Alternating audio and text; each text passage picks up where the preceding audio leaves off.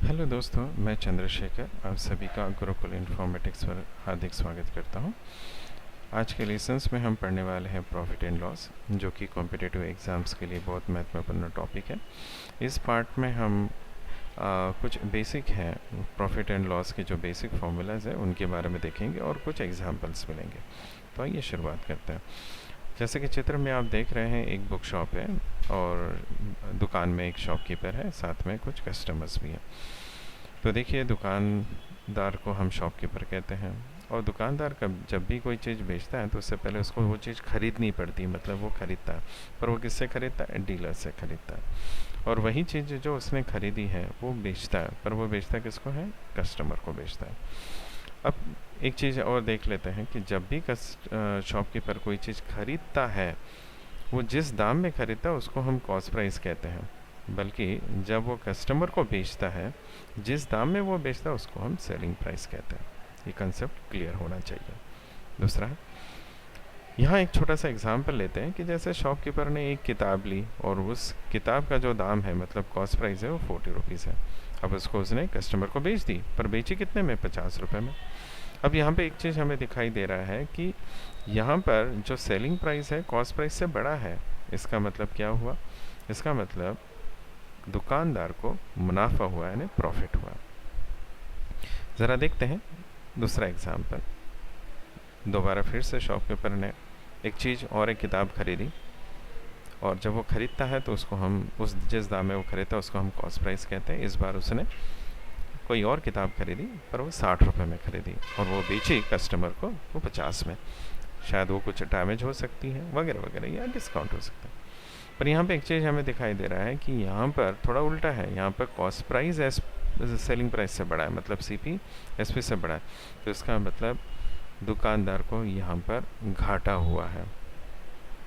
अब थोड़ा एग्जाम्पल देख लेते हैं वर्ड्स प्रॉब्लम्स के कैसे आते हैं। A shopkeeper bought a book for ₹100 and sold it at ₹120। Find the profit और loss made by the shopkeeper. पर एक चीज़ ध्यान रखना ज़रूरी है, जब भी वर्ड प्रॉब्लम्स दिए रहते हैं तो भाई उसमें क्या दिया गया है और क्या पूछा गया पहले देखिए, अदरवाइज आंसर आपका गलत हो सकता है, समय बर्बाद हो सकता है।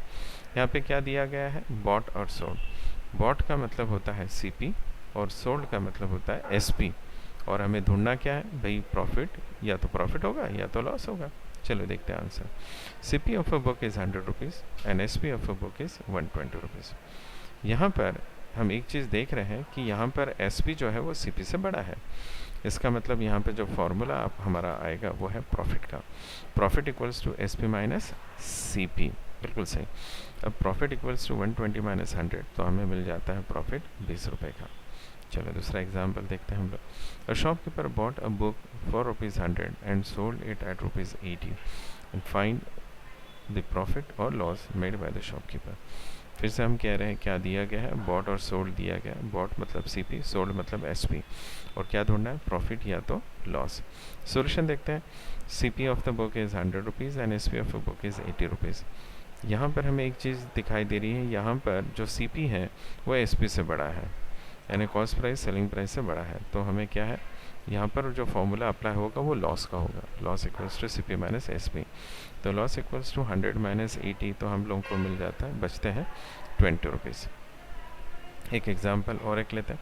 अ shopkeeper bought a book for ₹100 and sold it at ₹120। Find the profit और लॉस एंड द प्रॉफिट और loss percentage made by the shopkeeper. यहाँ पर थोड़ा सा लंबा है क्वेश्चन, और देखिएगा क्या क्या ढूंढने के लिए कहा गया। यहाँ पर दिया गया है बॉट एंड सोल्ड, और पूछा गया है प्रॉफिट और लॉस एंड प्रॉफिट और लॉस परसेंटेज। सॉल्यूशंस के तौर पर देखते हैं हम लोग। We have to find the profit और loss and second is profit और लॉस परसेंटेज। तो वन स्टेप बाय स्टेप हम लोग इसको सॉल्व करते हैं, अभी देखते हैं। यहाँ पर जो सीपी है वो है 100 है और एसपी जो है 120 है। यहाँ पर क्या पता चल रहा है हमें? एसपी सीपी से बड़ा है, इसका मतलब प्रॉफिट का हम फॉर्मूला अप्लाई करेंगे, और फॉर्मूला है profit equals to SP minus CP. तो ज़रा देखते हैं यहाँ पर। प्रॉफिट इक्वल्स टू 120 माइनस 100, तो हमें प्रॉफिट हो रहा है 20 रुपीज़ का। अब हम यहाँ पर जो सेकेंड चीज़ ढूंढने वाले वो है प्रॉफिट और लॉस परसेंटेज। ज़रा देखते हैं, यहाँ पर हमें मिल रहा है 100 CP जो है वो 100 रुपीज़ है और SP जो है 120 है, और प्रॉफिट जो हमें हुआ है वो है 20 रुपये का। मतलब देखिए कॉस्ट प्राइस जिस दाम में शॉपकीपर ने ख़रीदा, जिस दाम में शॉपकीपर ने ख़रीदा वो तो 100% है ना बाबा, ख़रीदा ना आपने, उतना जितना दाम देना था दिया। अब आपने कितने में बेचा, तो बेचा आपने 120 में, तो भाई उसका प्रतिशत कितना हो तो मुझे कैसे मालूम। अब 20 रुपये मुनाफा हुआ है, 20 रुपये मुनाफा हुआ है, पर कितना प्रतिशत है ये भी नहीं मुझे मालूम। तो ज़रा देखते हैं कैसे उसे निकाल सकते हैं। Here we have to find how much percentage 20 of 100। देखिए सही बात तो यहाँ पे 100 रुपये में भाई उसने किताब खरीद, मतलब 100 रुपये दिए, मतलब वो 100% हुए। अब उस 20 रुपये, वो 100 रुपये का कितना प्रतिशत होता है वो चोरा पहले सबसे पहले ढूंढते हैं। तो 2 कॉलम हमने बनाया, रुपीज़ का और परसेंटेज का। रुपीज़ यानी 100 रुपये की किताब इसलिए 100 लिखे, और परसेंटेज यानी जो दाम दिया था वो 100% थे। अब 20 रुपये यानी कितना प्रतिशत होता है मुझे नहीं मालूम, तो यहाँ पर हम पहले क्रॉस मल्टीप्लाई करते हैं।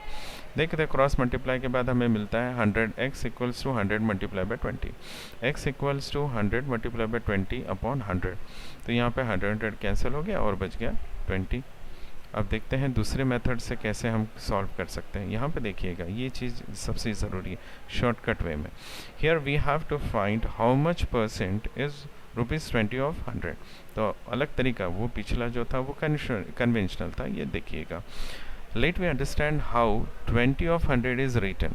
How 20 of 100, 20 of 100 is written as 20/100, बिल्कुल सही। अब and to find the percent of it multiply it with 100।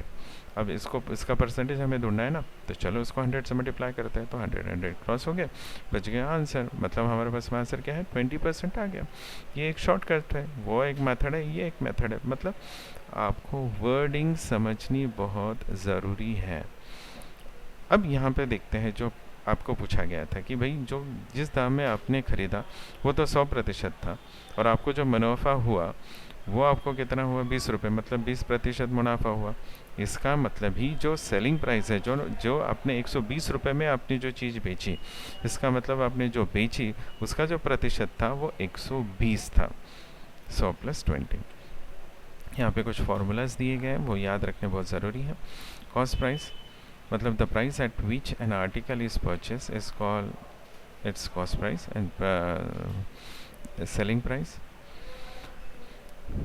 the price at which an article is sold is called as selling price, and profit matlab when the SP is greater than CP then it is a profit, and profit equals to SP minus CP, and loss equal when CP is greater than SP then there is a loss, the loss equals to CP minus SP।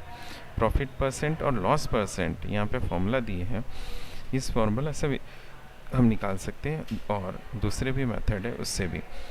Next lectures में हम आपको और भी examples लेंगे जिसमें profit percent और loss percent के भी एग्जांपल्स हम लेने वाले हैं। Thank you for watching the videos.